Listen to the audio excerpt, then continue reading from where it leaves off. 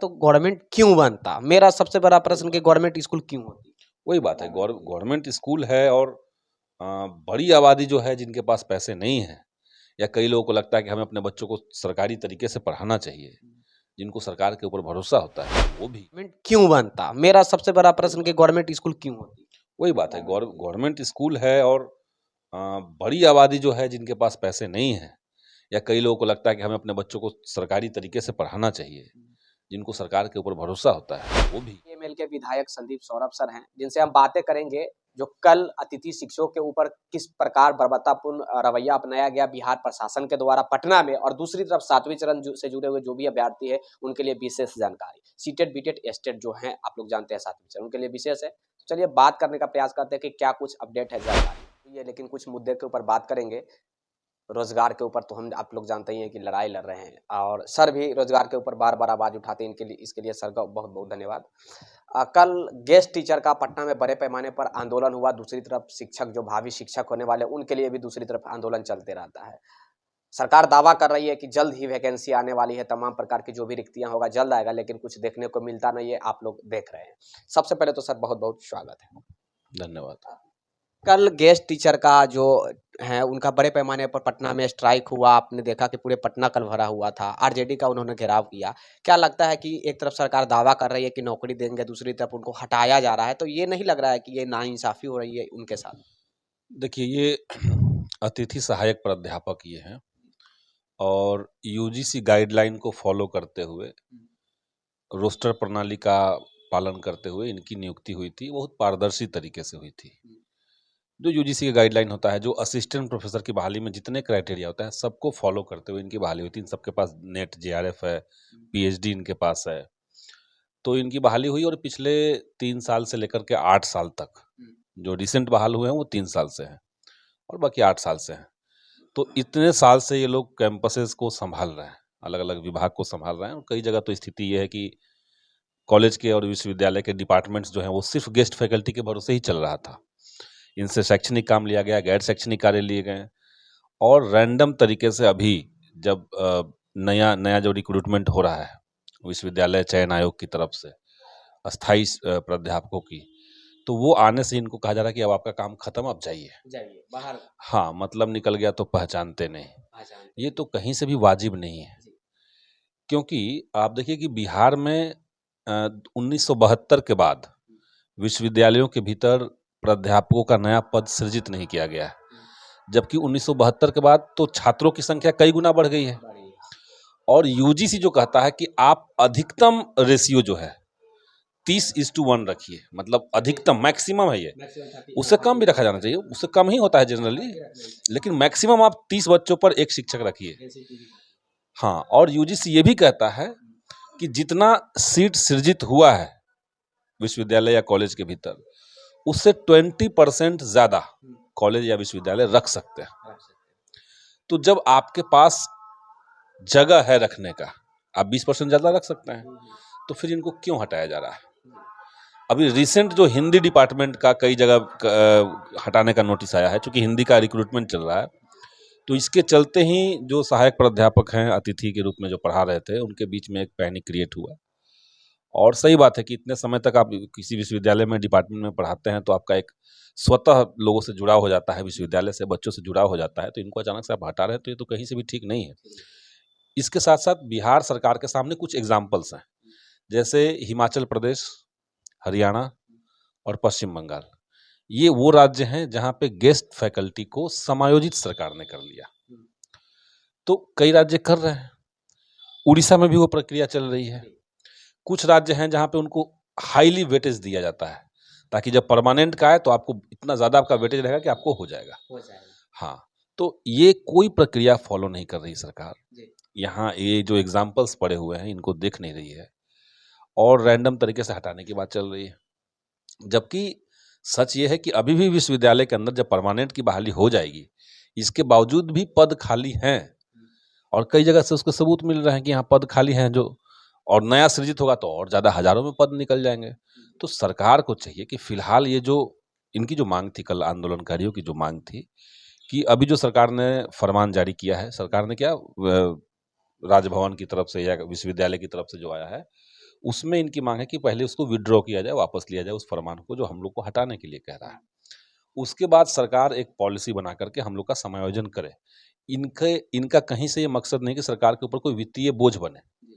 इनको जो पेमेंट मिलता है, जो गेस्ट फैकल्टी को भी पेमेंट मिलता है, वही पेमेंट हमको दीजिए, लेकिन हमारा सेवा काल तय कर दीजिए कि हम 62 साल तक, उसमें से कई लोग हैं जो 55 साल के हैं, 60 साल जिनका होने वाला है। अब वो आखिरी स्टेज में आप उनको हटा देंगे, जिनका 45-50 साल उम्र हो गया, उनको आप हटा देंगे तो वो कहाँ जाएंगे? वो तो सब क्राइटेरिया फुलफिल करते हुए यहाँ तक पहुंचे, वो तो एलिजिबल है पढ़ाने के लिए। और सच पूछिए तो उनसे जिस तरीके से काम लिया जाता है गन पॉइंट के ऊपर, क्योंकि आपका रिन्यूअल होना है हर 11 महीने बाद, गेस्ट फैकल्टी आप हैं तो आपने प्रिंसिपल की बात नहीं मानी तो हो सकता है कि आपका रिन्यूअल करने में आनाकानी करे। तो ये सब करते हुए इन लोगों ने बेहतर रिजल्ट दिया है, तो सरकार को इनके प्रति संवेदना पूर्वक व्यवहार करना चाहिए। और जो आप कह ही रहे थे कि जब सरकार कह रही है कि हम लाखों की संख्या में नौकरी देंगे, तो जो ऑलरेडी जिनके पास रोजगार है उनको रोजगार आप क्यों छीन रहे हैं? अब दे देना चाहिए। हाँ, बिल्कुल इनका समायोजन किया जाना चाहिए, यही एक प्रश्न और है कि सर बार-बार आवाज़ उठाते रहते हैं 7वीं चरण को लेकर, जो भी बीटेट, सीटेट और एस्टेट वाले की मैं बात कर रहा हूँ, जो लड़ाई लड़ रहे हैं, काफ़ी 3-4 सालों से लड़ाई लड़ रहे हैं, लेकिन अभी तक उनकी माँग पूरी नहीं हुई है। जब माँग करते हैं तो क्या किया जाता है कि उन पे लाठी बरसाया जाता है, उनको पीटा जाता है। क्या आपको नहीं लग रहा है कि अब हो जाना चाहिए? 4 साल हो गया, अब ये क्या अगले जन्म में होगी या फिर इसी जन्म में? निश्चित तौर से होना चाहिए। देखिए जैसे-जैसे नया एलिजिबिलिटी टेस्ट भी तो बार-बार होते जा रहा है, नया-नया सीटेट की। साल में 2 बार। हाँ, तो इसके चलते छात्रों में ज़्यादा परेशानी है, छात्र ज़्यादा इसके चलते निराश हो रहे हैं। उनको लग रहा है कि कॉम्पिटिशन बढ़ते जाएगा। सही बात है सर। तो और सबसे मैं देखिए अभ्यर्थियों की चिंता मेरी बाद में है। हम लोग एक एमएलए हैं और जब अपने इलाके में जाकर के किसी भी स्कूल का दौरा करते हैं कि वहाँ ठीक से पढ़ाई हो रही है कि नहीं हो रही है। अब समझिए कि उत्क्रमित विद्यालय है तो वहाँ एक भी शिक्षक नहीं है। आपने 4 साल से विद्यालयों को उत्क्रमित कर रखा है, वहाँ से बच्चे मैट्रिक करके पास कर रहे हैं, वहाँ आपने शिक्षक एक भी नहीं दिया और ये चिंता की बात नहीं है। तो इसलिए मेरा प्राथमिकता में अभी वो है कि स्कूल में जब हम लोग जाएँ, तो वहाँ शिक्षक मिले। वो तो मिल नहीं रहे हैं और करोड़ों बच्चे जो हैं बिहार के, उनकी स्थिति आज क्या हो गई है? वो लोग स्कूल जाना नहीं चाहते हैं। तो पूरा जो शिक्षा विभाग है आपका, बोलो शिक्षा का जो मामला है, वो पूरा प्राइवेट कोचिंग की तरफ शिफ्ट हो रहा है। सर कि बिना टीचर का स्कूल में टॉप आजकल कहाँ से बच्चे कर रहे हैं? जो हाई स्कूल पहले से बने हुए हैं, वहाँ शिक्षक हैं, ठीक। लेकिन जो उत्क्रमित हुए, मैं उत्क्रमित की बात कर रहा हूँ, जो उत्क्रमित माध्यमिक विद्यालय बने हैं, उसमें कहीं कोई शिक्षक है ही नहीं।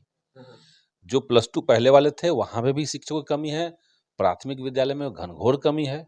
ये सब अगर जोड़ दिया जाए तो 3 लाख के आसपास शिक्षक के पद खाली हैं। 3 लाख, पौने 3 लाख, जो भी कहिए। तो इन पदों को तो भरना सरकार की प्राथमिकता होनी चाहिए। अब आप 4 साल से लगातार एक ही बात कह रहे हैं और पहले तो कोई बहाना भी नहीं था। अब नया बहाना आया है कि नियमावली बनाना है। वो भी लंबे समय से। तो नियमावली अगर आपको बनाना है तो नियमावली बनाइए, किसी ने तो रोका है नहीं। अब शिक्षा विभाग के अधिकारियों को कहना होता है कि नियमावली हम लोग तैयार करके वो काफ़ी पहले बढ़ा चुके हैं आगे। जब सब कुछ हो गया, उस नियमावली पे चर्चा हो गई, तो किस मकसद से रोका गया? ये बहुत अनफॉर्चुनेट मुझे लगता है और ये सरकार के लिए ठीक नहीं है। ये ठीक नहीं मैसेज जा रहा है। आगे हमें लग रहा है कि चुनाव के वक्त काफ़ी हानि होने वाली है। अब चुनाव का वक्त तो दूर की बात है, मुझे लगता है कि बहुत उम्मीद था नौजवानों को, खास करके महागठबंधन की सरकार से। अभी भी लोग उम्मीद रखे हुए हैं, लेकिन वो उम्मीद जो है वो धीरे-धीरे धूमिल ना हो जाए, इसकी चिंता हमें है। क्या लग रहा है कि अभी होने जा रही है कुछ जानकारी में, कुछ नॉलेज में कुछ अगर मैसेज हो? और देखिए हमें तो विधानसभा सत्र के दौरान शिक्षा विभाग की तरफ से यही कहा गया था कि इस चालू सत्र के दौरान ही नियमावली को कैबिनेट से मंजूरी मिल जाएगी। चालू सत्र के दौरान, मतलब सत्र चलता रहेगा, उस बीच में कैबिनेट की मीटिंग होगी, वहीं पे मंजूरी मिल जाएगी। अब तो सत्र 1 दिन का बचा हुआ है, सिर्फ कल होने नहीं जा रहा है कैबिनेट की मीटिंग, तो यानी वो भी फेल कर गया। तो इसीलिए मैं अपने तरफ से कोई भी आश्वासन स्टूडेंट्स को नहीं देना चाहता हूँ, क्योंकि हमने कई बार कहा, हम बड़े-बड़े अधिकारियों से मिले, शिक्षा मंत्री से हमारी बात हुई, होने वाला है, बस होने ही वाला है। ये जब आता है, हम वही अगर कम्युनिकेट कर दें तो लोगों को लगता है कि भाई आपने तो कहा था कि होने वाला है, लेकिन हुआ नहीं। तो इसीलिए हम कोई ये बता नहीं पाएंगे कब तक होगा, लेकिन हमारा दबाव लगातार सरकार के ऊपर है, हमारी पार्टी का दबाव है। हम लोग ने जो हाल में जो मुख्यमंत्री को मिल करके कुछ प्रमुख मांग दिया था, उसमें प्राथमिकता में हम लोगों ने शिक्षक बहाली को रखा था। तो मतलब ये कहा जा सकता है कि अभी कोई चांस नहीं है। मैं ये कह सकता हूँ कि अभी चांस नहीं है। मैं ये नहीं कह सकता हूँ कि अभी चांस नहीं है। अब देखिए मामला ये है अभी कि आपने बताया कि अब तो सत्र भी खत्म होने वाला है, तो एक उम्मीद था कि सत्र में शायद जब उतना प्रेशर पर जब नहीं जारी किया गया, आप लोग प्रेशर जब गवर्नमेंट पे सरकार पे दे रहे थे, जब गवर्नमेंट पे प्रेशर पड़ने के बाद ये सिचुएशन नहीं आया, तो अब क्या लगता है कि गवर्नमेंट नहीं, अब इस बीच में भी बहुत सारी चीजें हुई, जैसे पूरे सरकार को उथल पुथल भी किया गया इस बीच में। ये जो ईडी और सीबीआई लगाया गया, इसने तो पूरे बिहार के राजनीति का गति ही बदल दिया उस समय। सर ईडी और सीबीआई पे नहीं जाना मकसद है ना, आप मत जाइए उस पर, लेकिन ये बात है कि सरकार के में बैठे हुए उप मुख्यमंत्री हैं और महागठबंधन के सबसे प्रमुख घटक दल हैं, उनके यहाँ अगर लगातार टारगेटिंग चलता रहेगा तो उस बीच में बाकी काम तो बाधित होंगे। जैसे बिहार में रामनवमी के मौके पर जितने सांप्रदायिक दंगे हुए, इन दंगों से तो काम बाधित सरकार का होगा ही होगा, क्योंकि आपका पूरा एजेंडा शिफ्ट कर जा रहा है। जैसे कल की ही मैं बात बता रहा हूँ, कल विधानसभा के भीतर मेरा एक बहुत महत्वपूर्ण सवाल था।